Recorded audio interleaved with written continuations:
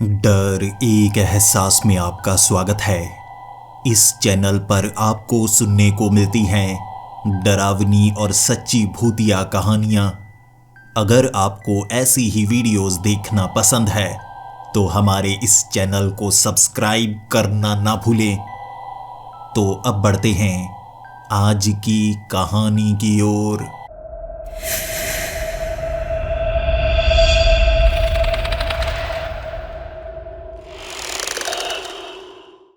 Hello दोस्तों, मेरा नाम जयदेव अंकारा है और मैं मध्य प्रदेश का रहने वाला हूँ।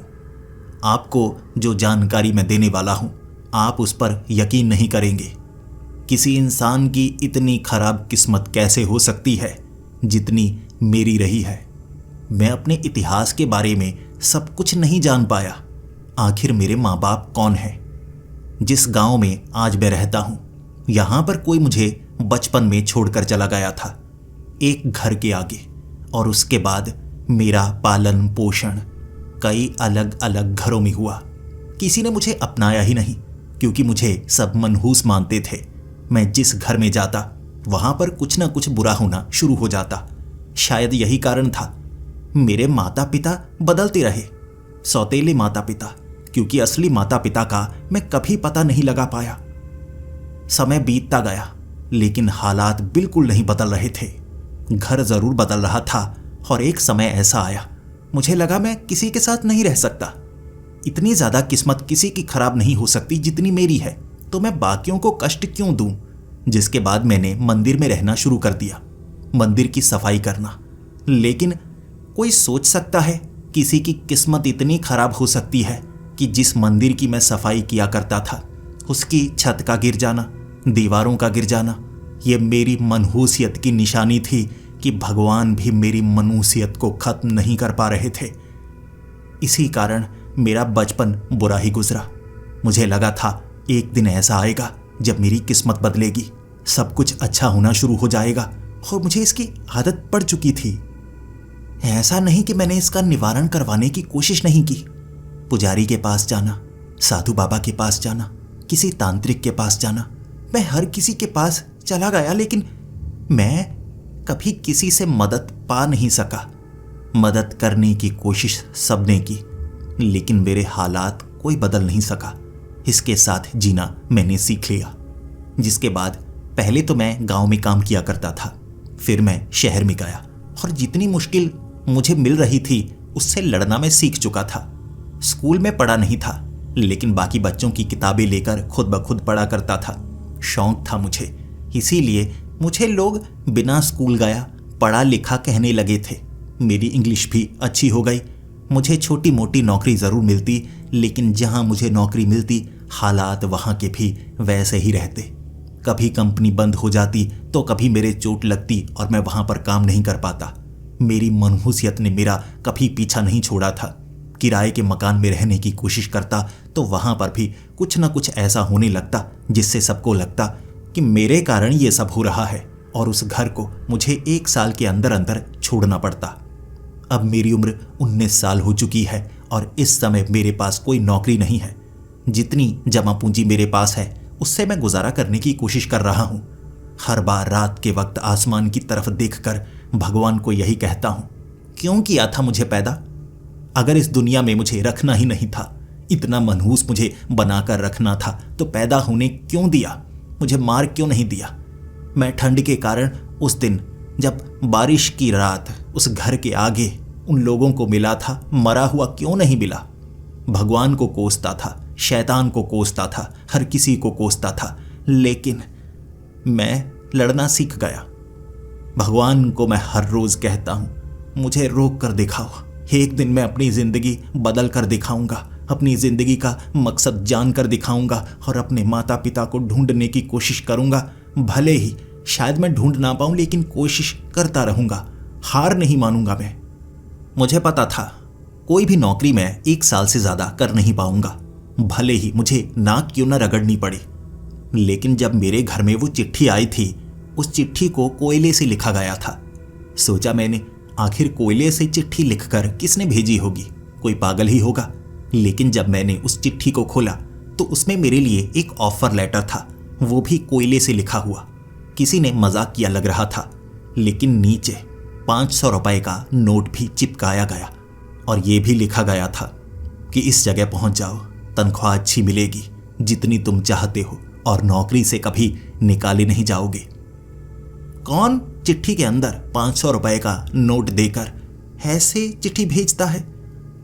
यकीनन उसे कोई काम होगा। कौन सी कंपनी है, मुझे कहाँ जाना है? चिट्ठी में कोई एड्रेस नहीं दिया गया था, इसीलिए मैं थोड़ा सा मायूस भी हुआ और मुझे ऐसा भी लग रहा था कि मुझे किसी ने बेवकूफ़ बनाने की कोशिश की होगी। हर कोई मेरा मजाक तो बनाता ही रहता है। जहां पर मैं जाता हूं मेरी मनहूसियत मुझे मजाक का कारण बना ही देती है। लेकिन 2 दिन बाद एक और चिट्ठी आई, कोयले से लिखी हुई, और उस पर एड्रेस था और कुछ नहीं लिखा हुआ, और मुझे समय दिया गया था, रात के 9 बजे उस जगह पहुंचना है, शहर से बाहर। ये ऐसी जगह थी जहां आसपास कोई गांव भी नहीं था। मुझे पता लगा कि वहां पर एक बेचिराग गांव है। बेचिराग गांव यानी कि जहां कोई नहीं रहता। वहां कुछ घर बने होंगे, लेकिन वहां मुझे काम के लिए क्यों बुलाया जा रहा है? ऐसा तो नहीं कोई मुझे मारने की प्लानिंग कर रहा है? मैंने किसी का कभी बुरा नहीं किया, लेकिन मेरी किस्मत ने लोगों का बहुत बुरा किया। शायद कोई बदला लेना चाहता हो। मैं भी मना नहीं करूंगा, जाऊंगा, वहां जाकर देखूंगा मैं। रात को उस जगह मैं पहुंचा था। बार बार उस खत को चेक कर रहा। जगह तो यही बताई गई है, वो लाल वाला झोंपड़ा, लेकिन ऐसी जगह मुझे क्यों बुलाया गया है? एक तरफ बना हुआ पुराना शमशान घाट, आसपास ढेर सारे पेड़ लगे हुए, और ये लाल रंग का झोंपड़ा अजीब सा था। ऐसे इलाके में किसी ने झोंपड़ा क्यों बनवाया होगा, और वो भी काफी साफ सुथरा, जबकि सामने वाला वो रास्ता पूरी तरह से टूटा हुआ और गंदा था। मुझे यहाँ कितने समय तक इंतजार करना होगा, मुझे इसके बारे में पता नहीं था, लेकिन नीचे फट्टे को साफ करके मैं बैठ गया। आंखों में थोड़े थोड़े आंसू भी थे। मेरी किस्मत मुझे कहाँ ले आई। यहाँ पर भी ज्यादा समय रुक नहीं पाऊंगा, लेकिन फिर भी मैं लड़ता रहूंगा। तभी मुझे सामने से चलकर आता हुआ एक आदमी नजर आया। उस आदमी ने काले रंग के कपड़े पहन रखे थे, जबकि उसके सफेद दाढ़ी थी, सर पर भी सफेद बाल थे। बूढ़ा लग रहा था, कोई 60 से 65 साल का। मेरी तरफ चलकर आया और मैं खड़ा हो गया, और मैंने अपने बारे में कहा, जी मैं जयदेव अंकारा। उस आदमी ने कहा, मुझे तुम्हारे बारे में सब कुछ पता है, जो तुम्हें याद भी नहीं है मुझे वो सब भी पता है। अब तुम्हें यहाँ पर काम करना होगा, धीरे धीरे सब कुछ तुम्हें पता लग जाएगा। ये लो एडवांस। तुम इतनी ही डिमांड करने वाले थे, मुझे पता है, और मैं उससे दुगनी तनख्वाह देने को तैयार हो चुका हूँ। अब तुम यहाँ पर काम करने के लिए तैयार हो जाओ तो मैं चलता हूँ। उसकी ये बात सुनकर मैं हैरान हो गया। मुझे काम तक बताया नहीं गया। मैंने वो पैकेट खोला तो उसमें 50,000 रुपए थे। मुझे एडवांस में 50,000 रुपए दिए जा रहे थे और काम तक समझाया नहीं गया, और मैं अपने बारे में बताना चाहता था। उसने कहा, मैं तुम्हारे बारे में सब कुछ जानता हूं, लेकिन कैसे? उसने पीठ मेरी तरफ कर ली थी। लाल रंग के घर की तरफ वो जा रहा था, लेकिन मैंने पीछे से उसे रोका और कहा, देखिए बात तो कर लें, मुझे आपने कुछ ज्यादा बताया नहीं। उसने कहा, ज्यादा बताने लायक बात है भी नहीं, और मुझे पता है तुम अपने बारे में बताना चाहते हो। तुम्हारा नाम जयदेव अंकारा है, लेकिन अंकारा नाम तुमने खुद रखा है क्योंकि तुम्हें नहीं पता तुम्हारे माँ बाप कौन है। जिन्होंने भी तुम्हें पाला उन्होंने अपना नाम तुम्हें कभी नहीं दिया, क्योंकि तुम हमेशा से मनहूस रहे हो। बचपन की घटनाओं की जानकारी भी दूं, बचपन की गलतियों की जानकारी भी दूं, या उस घर की जानकारी भी दूं जहां पर तुमने झगड़ा किया, ऐसी हर चीज की जानकारी मेरे पास है। तुम्हें बताने की कोई खास जरूरत नहीं, और तुम्हें भी बताने की कोई खास जरूरत नहीं है कि तुम्हें क्या करना है। तुम खुद ब खुद जान जाओगे। बस यहां पर रहना चाहते हो तो रह भी सकते हो। यह लाल वाला झोंपड़ा तुम्हारा है। खाने पीने की चीजें यहां पर तुम्हें मिल जाएंगी, बाकी रुपए तुम्हें मिल चुके हैं, शहर से तुम ला सकते हो। यहां पर रहना है तो यहां पर रहो, शहर में रहना चाहते हो तो शहर में रहो, जैसा करना चाहते हो वैसा करो, बस पूरी रात तुम्हें यहां पर गुजारनी होगी। मैंने कहा, गुजारनी होगी मतलब चौकीदारी करनी होगी? वो मुस्कुराया, उसने कोई जवाब नहीं दिया। ऐसा लग रहा था वो मुझे कुछ बताना नहीं चाहता, वो चाहता है मैं खुद ब खुद जानूं। जब मेरे दिमाग में ये ख्याल आया, उसने सामने से कह दिया, बिल्कुल खुद ब खुद तुम जान जाओगे। जैसे उसने मेरा दिमाग पढ़ लिया हो, और उसकी वो मुस्कान अजीब सी थी। वो लाल घर के अंदर चला गया और मैं उसी फट्टे पर बैठा हुआ 50,000 रुपए गिन रहा था। क्या सच में मुझे 50,000 रुपए एडवांस में मिल चुके हैं? हर महीने मुझे ये मिलेंगे? क्या वो आदमी मुझे ये देगा? मैं कुछ समझ नहीं पा रहा हूं, काम क्या करना होगा। जैसे कि मैंने आपको बताया, मेरी किस्मत खराब है। लाल झोंपड़े में वो आदमी गया हुआ था और मैंने उसकी इज्जत रखी। उस घर में मैं नहीं जाऊंगा, वहां तो वो रहेगा ना। बड़ा जरूर लगता है, लेकिन अब वो मेरा मालिक है, मुझे उसने नौकरी दी है। उसके घर में नहीं रहूंगा, लेकिन फिर यहां पर पूरी रात कैसे बिताया करूंगा। तभी बारिश की एक बूंद मेरे चेहरे पर पड़ी। उसके बाद धीरे धीरे बारिश तेज होने लगी। मुझे उस फट्टे से उठना पड़ा और उसके बाद एक पेड़ की तरफ मैं चला गया। वो बड़ा पीपल का पेड़ था। उसके नीचे बारिश की बूंदें मुझ पर कम पड़ रही थीं और धीरे धीरे मुझे थोड़ी थोड़ी ठंड भी लगने लगी थी। मेरी किस्मत ऐसी ही थी, हर बार मेरे साथ बुरा ही होता है, इसलिए मेरे लिए ये कोई नई चीज नहीं थी। पेड़ के नीचे खुद को सुरक्षित रखे हुए इधर उधर मैं झांकता जा रहा। कई जगह लाइट्स लगी हुई थी, छोटी मोटी सोलर लाइट्स, जिससे इस बड़े एरिया में लाइट की गई थी। और इस समय जहां पर मैं था, ये एक बड़ा शमशान घाट था। थोड़ा थोड़ा डर भी लग रहा, और ऐसा नहीं था कि मेरी जिंदगी में ऐसी बुरी घटनाएं नहीं हुई। भूत प्रेत को बचपन में ही मैंने देख लिया था। ऐसी शैतानी ताकतों को कई घरों में मैं देख चुका हूं। बस इनसे बचने के तरीके जान नहीं पाया। हर बार इनसे दूरी बनाना ही सही समझा मैंने। और शायद मुझ पर भी बचपन में ही किसी ने काला जादू कर दिया होगा, जो मैं इतना मनहूस हूं। पेड़ के नीचे समय गुजरने का इंतजार करता रहा, लेकिन बारिश में मुझे कुछ लोग नजर आए। ये इलाका बहुत ज्यादा बड़ा था।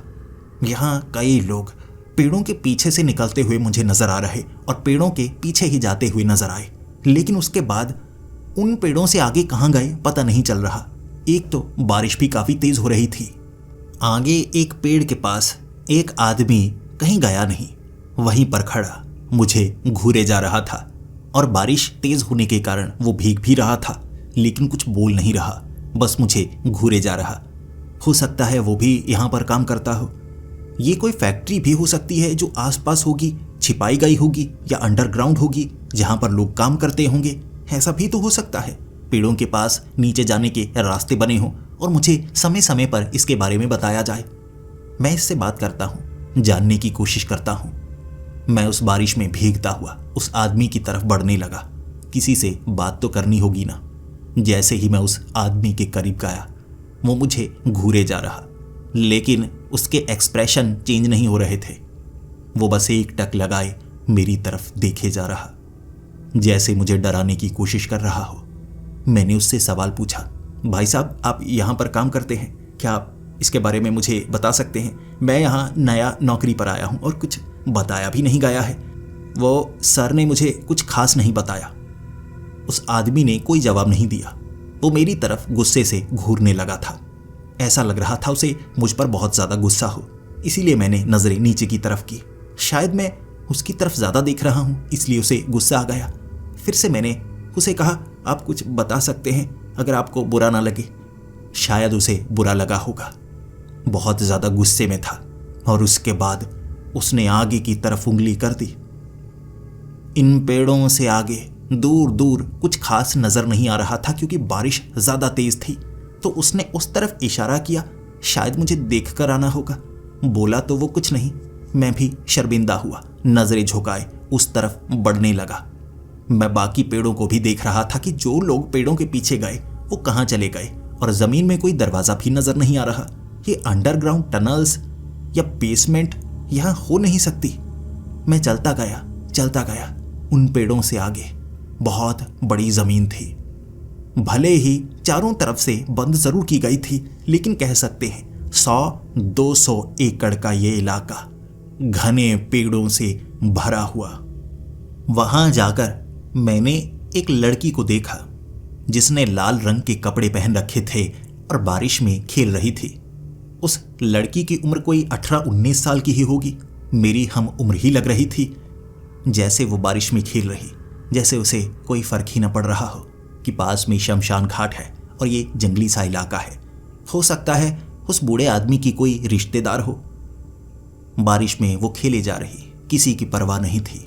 अचानक उसने मुझे देखा। मुझे देखते ही वो थोड़ी सी घबरा गई। उसके कपड़े भीगे हुए थे। शायद यही कारण था कि वो थोड़ी सी शर्मा गई और एक पेड़ के पीछे छिप गई। फिर मैं थोड़ा सा आगे बढ़ा। मुझे भी थोड़ी थोड़ी शर्मा रही थी। मैं उसे परेशान करना नहीं चाहता था, लेकिन उस आदमी ने इस तरफ इशारा किया है तो मैं बात करने की कोशिश करता हूँ। मैं उस लड़की के करीब जाकर पेड़ के पीछे से ही उससे बात करना चाहता था और मैंने सवाल किया, देखिए आप यहाँ की रहने वाली हैं, क्या आप इस जगह के बारे में मुझे कुछ बता सकती हैं? मैं यहाँ नया नौकरी पर आया हूँ। और उस लड़की ने मुझे जवाब दिया, देखिए इस जगह के बारे में मैं आपको क्या ही बताऊं, मैं यहाँ की रहने वाली हूँ। पास के गांव में मैं रहती हूँ और रात के वक्त यहाँ घूमने के लिए आती हूँ। आज बारिश ज़्यादा तेज़ हो गई तो मुझे अच्छा लगा। मुझे लगा यहाँ पर मुझे खेलना कूदना चाहिए। देखिए मेरे कपड़े थोड़े पतले हैं, आप मेरी तरफ ना ही देखिए तो ज़्यादा अच्छा रहेगा। बाकी मैं आपकी नौकरी के बारे में कुछ नहीं बता सकती। फिर अचानक बारिश रुक गई। बड़ी तेज बारिश थी। 1 सेकंड में ऐसे रुकी जैसे बारिश हो ही ना रही हो। चांद नजर आने लगा। बादल छंट चुके थे और ऐसा 10 सेकंड में हो गया। ऐसा पहले कभी नहीं देखा, लेकिन मैं मनहूस हूं। ऐसी चीजें मेरे सामने छुटमुट आती ही रहती हैं। मुझे लगा मेरे कारण ऐसा हुआ होगा। फिर वो लड़की कहने लगी, चलो फिर मुझे जाना होगा, देर बहुत ज्यादा हो चुकी है, मुझे घर जाना चाहिए। मैं थोड़ा पीछे की तरफ हुआ। वो पेड़ से बाहर निकली, जल्दी जल्दी भागने लगी। थोड़ा आगे गई थी, किसी चीज को देखकर वो बहुत ज्यादा डर गई और फिर आगे कुछ पुराने घर बने हुए उनकी तरफ भागने लगी। इसी गांव की बात कर रही थी ना, ये तो बेचिराग गांव है, क्या ये यहां पर रहती है? हो सकता है। गांव की तरफ वो भाग रही, किसी से डर रही थी, तो मुझे लगा मुझे उसकी मदद करनी चाहिए। मैं उसके पीछे पीछे भागने लगा। जैसे वो डरी हुई, उसे आगे देखना चाहिए था, उसने देखा नहीं। आगे कुआं था, चौराहे के बिल्कुल बीच में बना हुआ एक कुआं, और वो उस कुएं के अंदर गिर गई। मैं उसे बचाना चाहता था, लेकिन मैं ये भी जानना चाहता था उसका पीछा कौन कर रहा है। मैंने आवाज लगाई कि कोई घर से बाहर निकलेगा, लेकिन कोई घर से बाहर नहीं निकला। वो लड़की चीखती रही उस कुएं के अंदर, चीखती चीखती, फिर उसकी आवाज शांत हो गई। कुएं के अंदर से उसे बचाऊं कैसे? आसपास कोई नजर नहीं आ रहा है। फिर उसकी आवाज पूरी तरह से शांत हो चुकी थी और मेरे हाथ पांव भी फूल चुके थे। मैंने वहां रस्सी ढूंढने की कोशिश की, रस्सी मौजूद नहीं थी। इसीलिए मैं मायूस रोता हुआ कई घरों के दरवाजे खटखटाने के बाद पीछे मुड़ना मैंने सही समझा। ऐसा ना हो इस षड्यंत्र में मैं फंस जाऊं। किसी ने उस लड़की को डराने की कोशिश की है और हादसे के कारण शायद वो कुएं में गिर गई है। बचा मैं सकता नहीं, तैरना मुझे आता नहीं। मैं यहाँ से निकलता हूँ, कह दूंगा मैं तो आगे ही था, क्योंकि मुझे तो काम बताया नहीं गया और वैसे भी यहाँ किसी ने मुझे देखा नहीं है। मुझे जल्दी से यहाँ से निकलना होगा। फिर क्या, वापसी की तरफ आ गया। मैं उस फट्टे पर आकर दोबारा बैठ गया। कपड़े मेरे भीगे हुए थे। ऐसे ही पूरी रात गुजार दी और मैं आसपास के पेड़ों को देखता रहा। पूरा जंगली इलाका बनाया गया था, लेकिन नीचे अच्छी घास लगाई गई थी जिसकी कटाई भी की गई थी। लेकिन उन पेड़ों के पीछे लोग मुझे नजर आए, जो एक पेड़ के पीछे से निकलकर दूसरे पेड़ के पीछे जाते, लेकिन उसके बाद कहाँ जाते पता नहीं लग पा रहा। ऐसा तो नहीं ये जगह भूतिया है। सुबह बात करने की कोशिश करूंगा। दिन हो चुका था। उसके बाद उस झोंपड़े का दरवाजा खटखटाया। किसी ने जवाब नहीं दिया। मुझे लगा वो बूढ़ा आदमी सो रहा होगा। थोड़ा और दरवाजा खटखटाता हूं। मैंने जोर से दरवाजा खटखटाया तो उसका दरवाजा खुल गया। उसने अंदर से दरवाजा लगाया ही नहीं था। वो लाल झोंपड़ा 2 मंजिला। मुझे उसके अंदर जाकर देखना था कि वो बूढ़ा आदमी कहां पर है। 4 कमरे थे। 3 कमरों में सामान भरा हुआ, 1 कमरे में बेड लगा हुआ। वो बूढ़ा आदमी वहां पर मौजूद ही नहीं था। कहां गया वो मुझे नहीं पता, लेकिन मैंने आवाजें लगाई, बहुत समय इंतजार किया। उसके बाद मुझे लगा वो चला गया। शायद जब मैं आगे चला गया था वो इस झोंपड़े से बाहर निकला होगा और कहीं ना कहीं तो चला गया। तो मैं यहीं पर रुकता हूँ, उससे पहले बात करता हूँ। काम के बारे में जान लूँ तो अच्छा रहेगा। ऐसे अनजानों की तरह पूरी रात थोड़े ना गुजार सकता हूं। एडवांस ले भी चुका हूं, इससे अपनी कुछ चीजें भी खरीद पाऊंगा। दिन भर उस लाल झोंपड़े में मैं उस आदमी का इंतजार करता रहा, भूखा प्यासा, क्योंकि उस घर में सामान तो रखा हुआ था, लेकिन क्या मैं उसका इस्तेमाल कर सकता था या नहीं? बिना पूछे तो नहीं करना चाहिए, मुझे तो यही लगा। लेकिन जब रात होने वाली थी, वो बूढ़ा आदमी एक कमरे से निकला। उस कमरे में वो मौजूद ही नहीं था, वहां तो सामान पड़ा हुआ। लेकिन उस कमरे से बाहर निकलते ही वो कहने लगा, सुबह से भूखे हो, तुमने कुछ खाया नहीं होगा। इस कमरे में रखा सारा सामान तुम्हारे लिए ही है। जिस चीज़ का इस्तेमाल करना चाहते हो तुम कर सकते हो, चाहे मेरे कपड़े हों, उसे तुम अपना ही समझो। यहाँ हर चीज़ को तुम अपना ही समझो। धीरे धीरे काम का तुम्हें खुद पता चल जाएगा। तुम्हारे मन में जितने भी सवाल हैं, सवालों के जवाब तुम्हें खुद ढूंढने होंगे। ये भी खुद ही जानना होगा कि काम क्या करना है, मैं नहीं बताऊंगा। मेरा मुंह खोलने से पहले उसने जवाब दे दिया था, इसीलिए मैं कुछ कर नहीं पाया। फिर वो झोंपड़े से बाहर निकला। बाहर मुझे थोड़ी थोड़ी धुंध नजर आ रही, जैसे पास में आग लगाई गई हो, जिस कारण धुआं धुआं सा हुआ पड़ा था। और उस धुएं में चलता चलता वो आदमी आगे चला गया और बार बार मुस्कुराकर पीछे मुड़कर देख भी रहा था, जैसे मेरा इंतजार कर रहा हो कि मैं उसका पीछा करूंगा।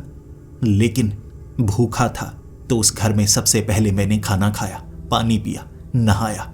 वहां जो कपड़े थे मैंने पहने तो ऐसा लग रहा जैसे वो कपड़े मेरे लिए ही सिलवाए गए हों। बिल्कुल सही नाप के वो कपड़े। मुझे अच्छा लगा। रात का वक्त हो गया था तो झोंपड़े से बाहर निकलना था। भले ही मुझे नींद आ रही थी, लेकिन अगर उसने कहा है कि मुझे काम खुद ढूंढना है, यानी मुझे खुद जानना होगा, सवाल पूछने होंगे, ढूंढना होगा। इस काम में थोड़ा मजा भी आ रहा है जब आपको पता ही ना हो क्या करना है। लेकिन एडवांस दिया है तो वो एक तरह से धोखा भी नहीं दे रहा। उसने अपना काम कर दिया, मुझे अपना काम करना होगा। तो शुरुआत कहां से करूं? झोंपड़े से बाहर निकलते ही इधर उधर झांकने लगा था, चलने लगा था, आसपास के पेड़ों को देखने लगा था। मुझे पास से चलने की आवाजें आती। कुछ लोग एक पेड़ से निकलकर दूसरे पेड़ में जाते, कह सकते हैं उनके पीछे जाकर गायब हो जाते। मैं एक आदमी का पीछा करने लगा तो मैंने देखा वो आदमी पेड़ के पीछे गया और मोटे पेड़ों के पीछे ही सब जा रहे थे। वहां उस पेड़ का दरवाजा बना हुआ था, जैसे वो पेड़ ना हो, कोई नकली इमारत हो पेड़ का आकार दिया, और नीचे बड़ा सा दरवाजा, लेकिन कोई हैंडल नहीं। बंद होने पर ऐसा लगता जैसे कोई पेड़ ही हो। मुझे लगा तो ये है, मुझे किसी पेड़ के अंदर जाना होगा, तो देखता हूं। मैंने उस पेड़ को छुआ। दरवाजा खोलना कैसे है मुझे नहीं पता था, इसीलिए मुझे लगा किसी से सवाल पूछता हूं। यकीनन ये कोई फैक्ट्री है अंडरग्राउंड, हो सकता है कोई इलीगल काम भी हो, लेकिन मुझे जानना होगा। मैं धोखा नहीं दे सकता, क्योंकि जिंदगी मेरी ऐसी ही है, किस्मत मेरी ऐसी ही है। एक आदमी से सवाल पूछा मैंने, लेकिन मुझे कोई जवाब देना नहीं चाहता था। हर कोई अपने आप एक पेड़ से निकलकर दूसरे पेड़ की तरफ जाता। देखने में ऐसा लग रहा था यहाँ पर बहुत ज्यादा भीड़ है, हर कोई काम कर रहा है, लेकिन बस एक पेड़ से निकलकर दूसरे पेड़ की तरफ जाना उनका यही काम था। हर बार अलग लोग, भीड़ जरूर थी, लेकिन सवाल का जवाब देने वाला कोई इंसान मौजूद नहीं। तो मैं थोड़ा सा मायूस हो गया। 1 घंटा मैंने उनसे बात करने की कोशिश की, हर कोई रूड था, मुझसे बात करना नहीं चाहता था, और ऐसा मेरी किस्मत के कारण होता ही है। मुझे काम ऐसे ही मिलते हैं जहां पर मेरी कोई इज्जत नहीं करता। थोड़ा मायूस तो मैं चलकर आगे की तरफ बढ़ने लगा। दोबारा वो बेचिराग गांव की तरफ गया, और वहां बारिश कहां से आ गई मुझे नहीं पता। अभी तो चांद निकला हुआ था, ये बारिश कैसे आ गई? तेज बारिश थी, और वो लड़की बारिश में भीगती हुई, नाचती हुई मुझे दिख रही, बड़ी खुश थी। अचानक उसने मुझे देखा, घबरा गई और किसी पेड़ के पीछे छिप गई। दूर से ही मैंने कह दिया, अरे डरो मत, मैं वैसे ही घूमता हुआ इस तरफ आया था, मैं तुम्हें नहीं देख रहा, मुझे आगे जाना है, किसी से बात करनी है। तो पेड़ के पीछे से उसने कहा, तुम मुझसे बात कर सकते हो, लेकिन किसी को बताना मत कि मैं ऐसे बारिश में नहा रही थी, भीग रही थी। मेरे घर अगर ये बात पता लगी तो मुझे डांट पड़ेगी। मैंने कहा कोई बात नहीं, डरने की कोई बात नहीं, मैं किसी को नहीं बताऊंगा। लेकिन फिर मैंने कहा, तुम उस कुएं से बाहर कैसे निकली थी? बस वो बता दो, क्या तुम कुएं के अंदर गिर गई थी या पीछे गिरी थी? ऐसा तो नहीं लग रहा। उसने कहा, कौन सा कुआं? मैंने कहा, कल बारिश में जब तुम भागी थी, मुझे लगा तुम कुएं में गिर गई, आवाजें भी मार रही थी। मैं तो कुएं में नहीं गया, मैं डर गया था, मुझे माफ करना। उसने कहा, कल तो मैं इस तरफ आई ही नहीं, कुएं में मैं गई ही नहीं, और कुएं में गिरूंगी तो बचूंगी कैसे? तैरना मुझे भी नहीं आता। उसकी बातों का जवाब मैं क्या देता? उसे कुछ याद ही नहीं था, कहीं उसके सर पर चोट तो नहीं लगी। मेरे मन में नए नए सवाल उठते जा रहे, लेकिन वो लड़की पेड़ से बाहर निकली, इतने में बारिश बंद हो चुकी थी।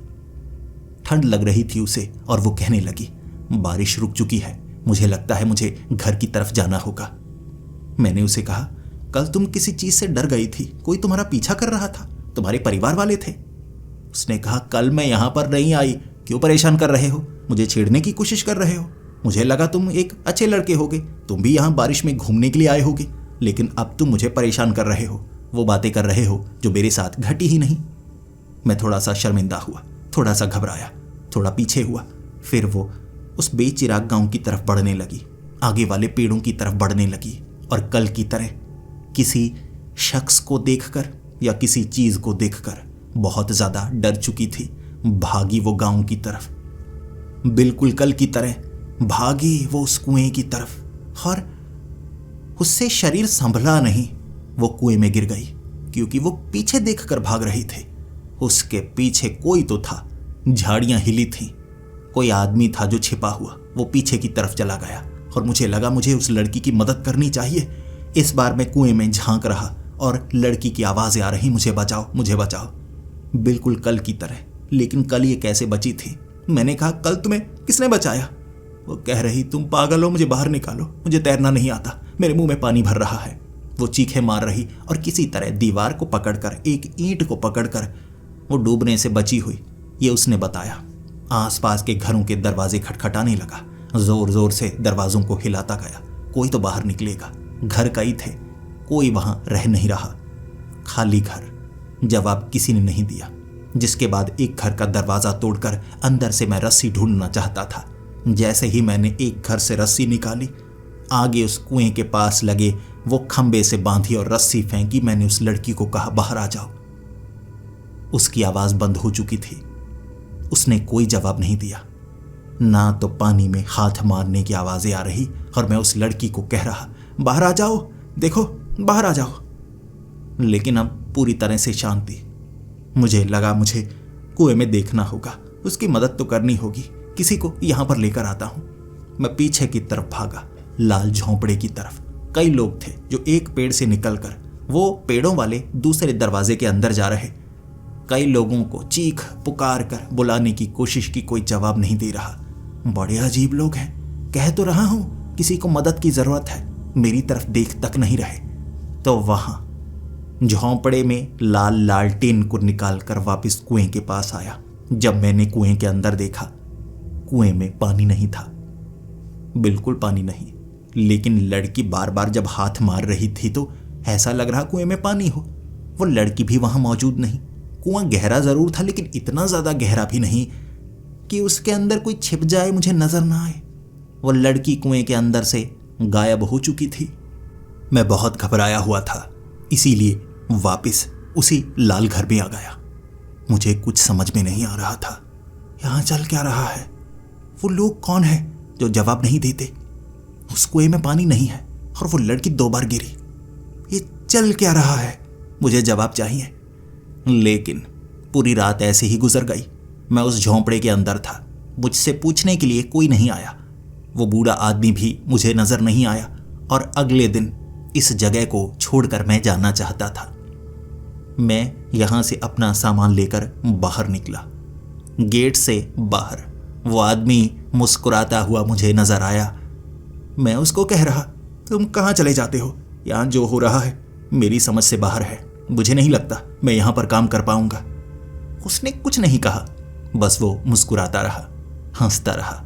जिसके बाद मैं वहां से भागकर दूर निकल आया। मुझे लग रहा था वो मुझसे एडवांस ज़रूर मांगेगा, लेकिन उसके बिना मेरा गुजारा भी नहीं हो पा रहा था। मैंने भी कोई बात नहीं छेड़ी। अगर वो कहता तो मैं कह देता, इतना मुश्किल काम है और मैं वो 50,000 कहीं और काम करके तुम्हें लौटा दूंगा। लेकिन उसने बात ही नहीं की। ऐसा लग रहा था वो मेरे बारे में जानता हो। मुस्कुरा रहा है, मुझसे मिलने तो ज़रूर आएगा। लेकिन मेरे पास कोई ठिकाना नहीं था। अपना सामान लिए पुराने वाले वो किराए के मकान में मैं रहने के लिए जाना चाहता था। मेरे पास 50,000 रुपए है ना, वहाँ मकान मालिक को दे दूंगा। लेकिन रात के वक्त वो मकान मालिक घर में मौजूद नहीं, इसीलिए बाहर सड़क पर सो गया। सुबह के वक्त किसी ने मेरा सामान चोरी कर लिया था। वो 50,000 चोरी कर लिए थे। अब मैं वहाँ रह नहीं सकता था। मिन्नतें की मैंने मकान मालिक की, लेकिन कोई फ़ायदा नहीं हुआ। मेरा सामान चोरी हो चुका था। खाने पीने का कोई खास इंतज़ाम नहीं था। पूरा दिन ऐसे ही गुजरा। उसके बाद मैं कोशिश करता रहा कहीं काम मिल जाए, खाना मिल जाए, लेकिन मैं भीख मांगना नहीं चाहता था। आज तो बदतर से बदतर दिन होता जा रहा है। लेकिन 2 दिन सड़क पर गुजारने के बाद मुझे लगा वो काम मुझे मिला तो था, वहां पर मैं समय बिता सकता था। जैसा भी था समझ में नहीं आ रहा था, लेकिन शायद मैं वहां पर काम कर सकता था। लेकिन क्या वो आदमी मुझे दोबारा काम पर रखेगा? मेरे पास कोई और उम्मीद नहीं थी। तो रात के वक्त उसी जगह दोबारा मैं पहुंच गया और वो जैसे मेरा ही इंतजार कर रहा। मुस्कुराते हुए उसने गेट खोला और कहा, जल्दी चलो, जाओ अंदर, तुम्हारा काम शुरू होने वाला है। बाकी जो तुम बताना चाहते हो वो मुझे पहले ही पता है। 2 दिन में तुम्हारे साथ जो जो हुआ मुझे सब कुछ पता है। मुझे तुम्हारे बारे में कुछ जानने की ज़रूरत नहीं है। काम शुरू कर दो, मैं तुम्हारा मन पढ़ सकता हूँ। शुरू हो जाओ।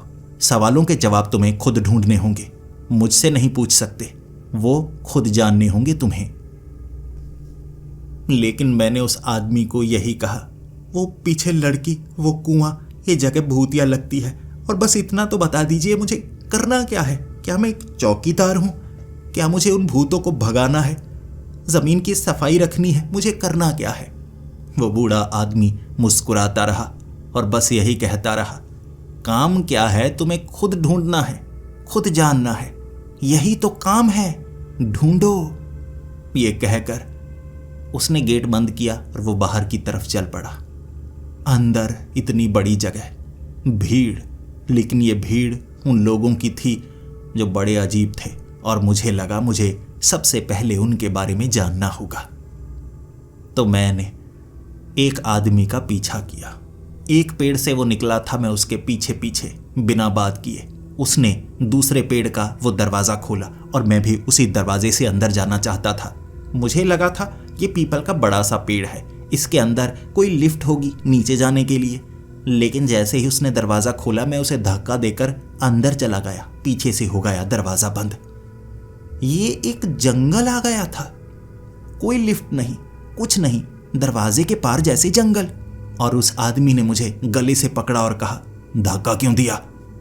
मैंने उससे माफ़ी मांगी, फिर उसने मुझे छोड़ दिया। वो मुस्कुराया जैसे कुछ हुआ ही ना हो। लेकिन मैं इस जगह कैसे पहुंच गया? ये कौन सी जगह है? उसने कोई जवाब नहीं दिया, लेकिन उसने उसी पीछे वाले एक पेड़ का वापस दरवाज़ा खोला और कहा, जल्दी वापस चले जाओ। अगर यहाँ पर रहे कुछ बुरा हो सकता है। यह जगह तुम्हारी नहीं है। मैं पीछे चला गया। पेड़ का दरवाज़ा बंद। वो पेड़ था या किसी और जगह का रास्ता? ये पूरी की पूरी जगह भूतिया लगती है। ये दरवाजे भी भूतिया लगते हैं, और ये लोग भी। वो भीड़ साधारण लोगों की नहीं लग रही थी। मुझे लग रहा ये सब भूत हैं, ये सब भूत हैं। उसके बाद मैं आगे गांव की तरफ भागा, उन घरों की तरफ भागा। मेरे पास यहाँ से बाहर जाने का कोई रास्ता नहीं था। सवालों के जवाब ढूंढने थे, यही तो मेरा काम था। और वैसे भी अब मेरे पास पहनने के लिए कपड़े नहीं है, खाने के लिए खाना नहीं है।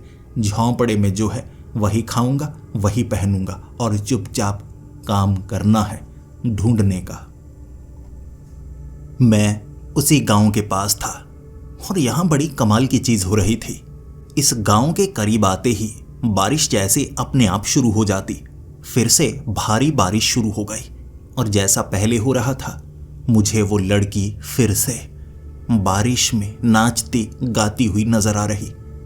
आखिर ये लड़की क्या है? मुझे तो कोई भूत ही लगता है। अब मैं डरा हुआ था। एक पेड़ के पीछे मैं छिप गया। उसे मैं घूरता जा रहा था।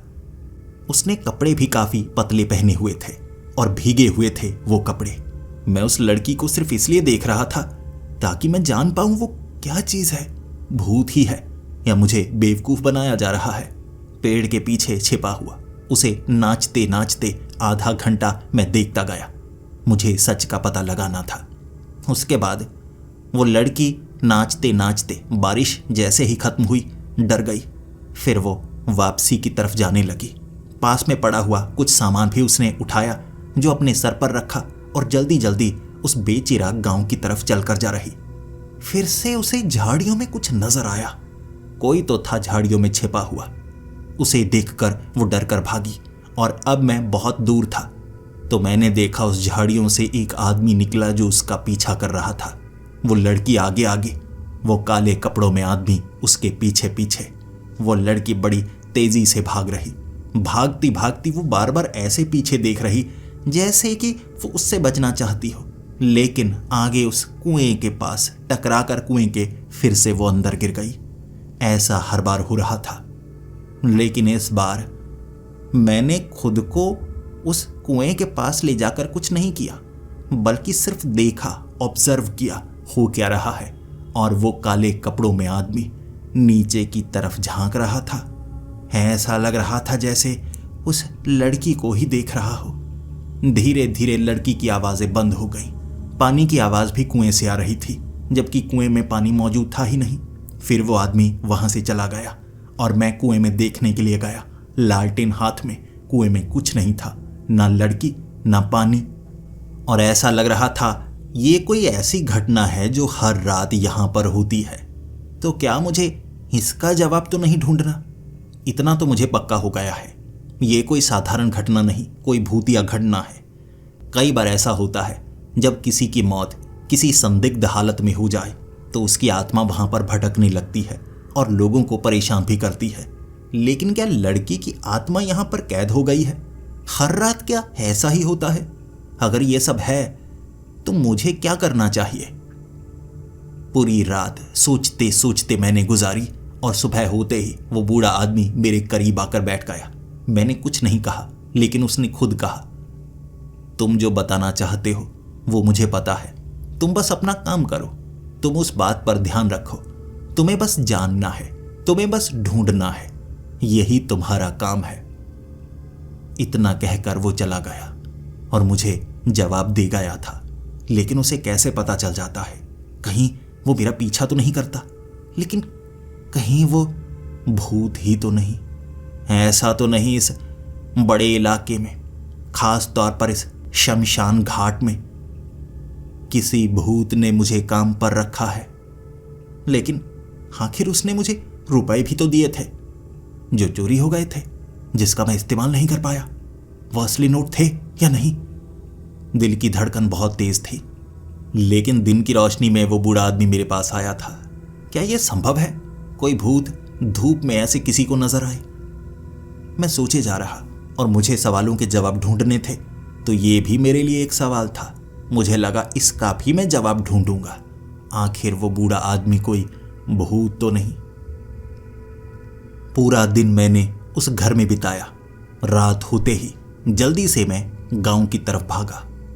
उसी गांव में वो लड़की नजर आएगी और बारिश भी शुरू हो जाएगी। भले ही बादल नहीं है, और बिल्कुल वैसा ही हुआ।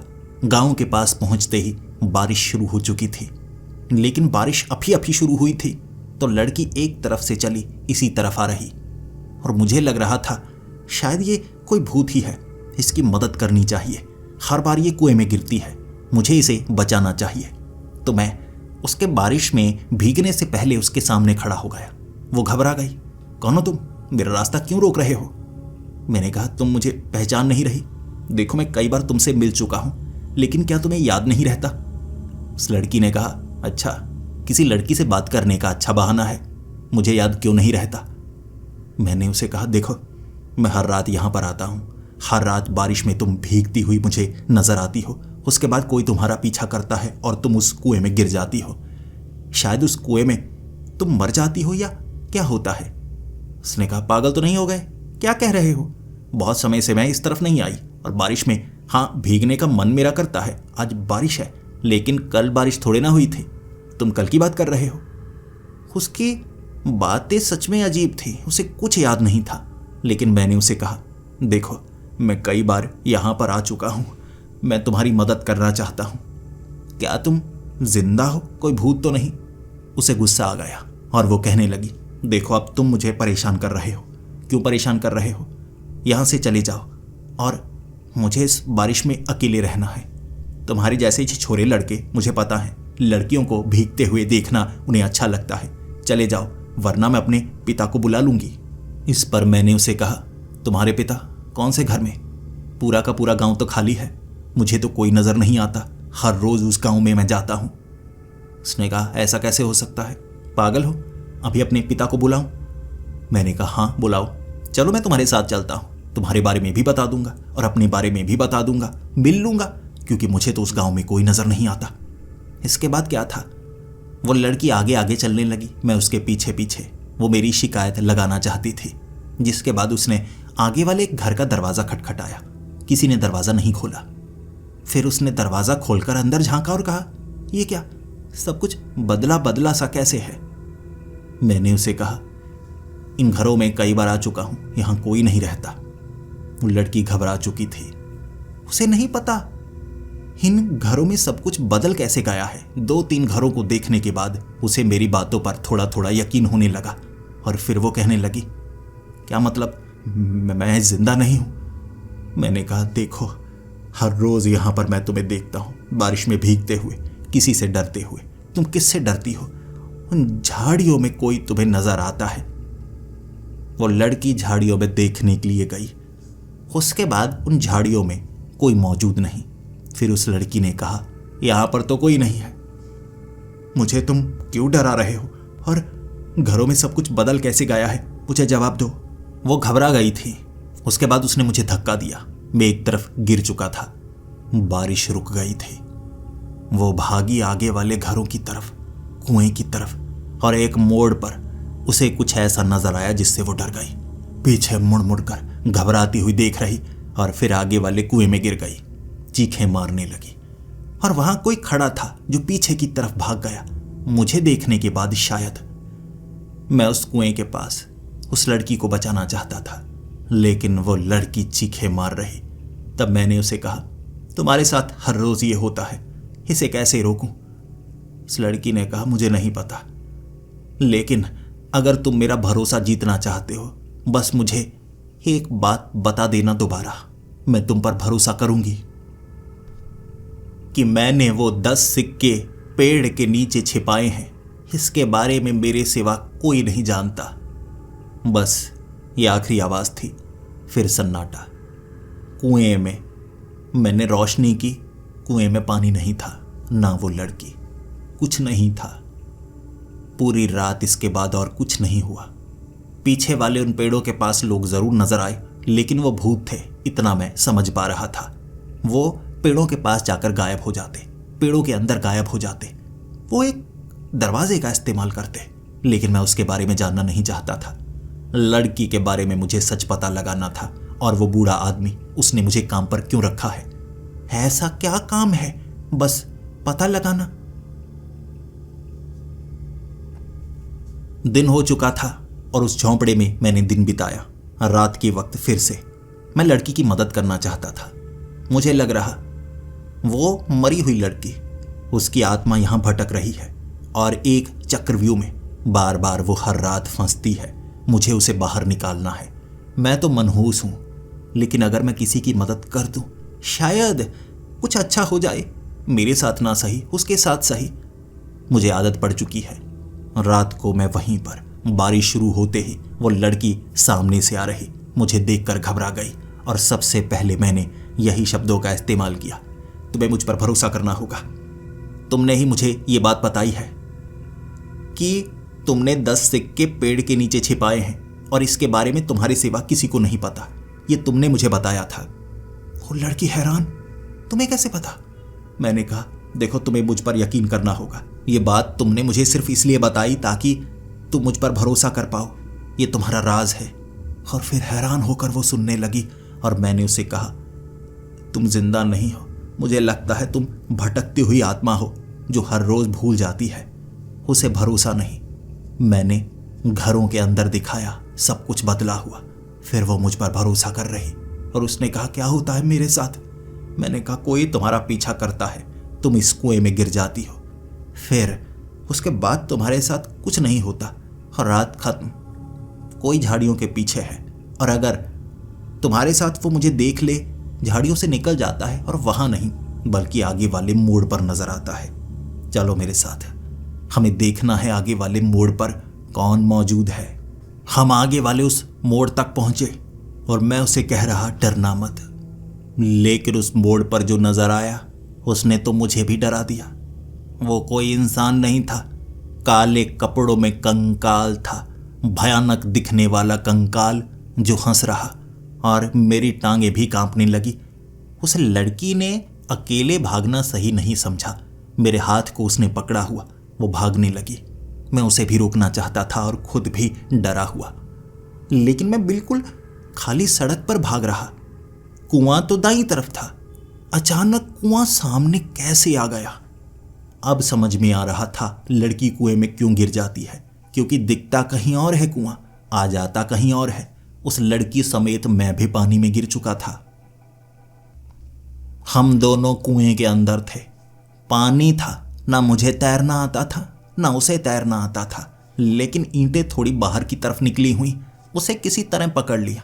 चोट तो नहीं लगी थी, लेकिन पानी में नीचे डूबने से उन ईंटों को पकड़े हुए हम एक दूसरे को बचा रहे। और उस लड़की की आंखें जो धुंधली धुंधली हो रही, वो लड़की भी धुंधली धुंधली सी हो रही। ऐसा लग रहा था जैसे वो गायब होने वाली हो। तब अचानक नीचे से किसी ने हमारी टांगें पकड़ी, खींचा पानी के अंदर। ये वो शैतान ही था जो उसे नीचे खींचना चाहता था और पानी में भी आवाज सुनाई दे रही, मैं इसे जाने नहीं दूंगा, ये मेरी है, कोई इसे मुझसे दूर नहीं कर सकता। लेकिन तब मैंने हिम्मत की। मैंने उस शैतान के पैर मारने शुरू कर दिए। किसी तरह उसकी जो खोपड़ी थी वो धड़ से अलग कर दी तो उसकी पकड़ कमजोर हुई। हम पानी से थोड़ा बाहर निकले। अब मैंने ध्यान दिया, उस कुएं में सीढ़ियां बनी हुई थी। ईंटें जो बाहर निकली हुई वो सीढ़ियों का काम कर सकती थी। और मैंने उस लड़की को कहा, चलो चलो मेरे साथ। उसकी बाजू पकड़कर उन सीढ़ियों को पकड़ते पकड़ते हम उस कुएं से बाहर आ गए। और वो शैतान जो कुएं के अंदर था वो एक धुआं बनकर कुएं से बाहर निकला और उसके बाद मुझ में समा गया। मुझे एक झटके का एहसास तो हुआ, लेकिन फिर वो लड़की सफेद रंग की नजर आने लगी। वो हवा में उड़ने लगी और जैसे उसे हर बात याद आ गई हो। हजारों बार मैं यहां हजारों बार ये करती रही क्योंकि उसने मुझे समय में कैद किया हुआ था। एक श्राप में कैद होकर मैं उसके साथ फंसी रही और तुमने इस श्राप को खत्म किया। अब मैं आजाद हूं, तुम्हारी शुक्रगुजार रहूंगी मैं। और वो लड़की हवा में उड़ती हुई गायब हो गई। एक धमाका सा हुआ और फिर पूरी तरह से शांति। उसके बाद मुझे अपने शरीर में कमजोरी सी महसूस होने लगी। मेरी जो शर्ट थी बाहर की तरफ फूल रही। मैंने देखा मेरी छाती का मांस भी ऐसा लग रहा जैसे अंदर से कोई धक्का देकर बाहर की तरफ कर रहा हो। अंदर से छाती पर निशान बन रहा, हाथ का बाहर की तरफ निकलने वाला। डर गया मैं, घबरा गया। ये क्या? यानी वो शैतान खत्म नहीं हुआ है, वो मेरे अंदर आ गया। ये श्राप मैंने खत्म तो किया, लेकिन वो मेरे अंदर कैसे आ गया? डरा मैं, भागा और उस भीड़ में कोई मेरा सवाल का जवाब नहीं दे रहा। मैं उस झोंपड़े में और वो बूढ़ा आदमी वहां पहले से बैठा हुआ। एक टेबल, 2 कुर्सियां उसने लगाई, चाय की 2 प्यालियां रखी हुई, एक प्याली हाथ में पकड़ी और मैं तो डरा हुआ। मैं कह रहा, ये देखो। उसने कहा, डरो मत, बैठो, अब मैं तुम्हारे कुछ सवालों के जवाब जरूर दूंगा।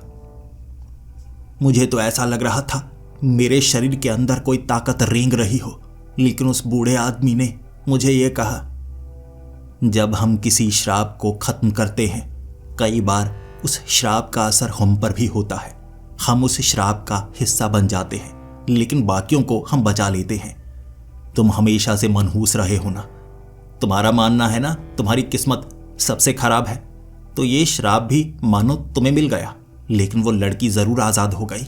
लेकिन इस श्राप से भी तुम बच सकते हो।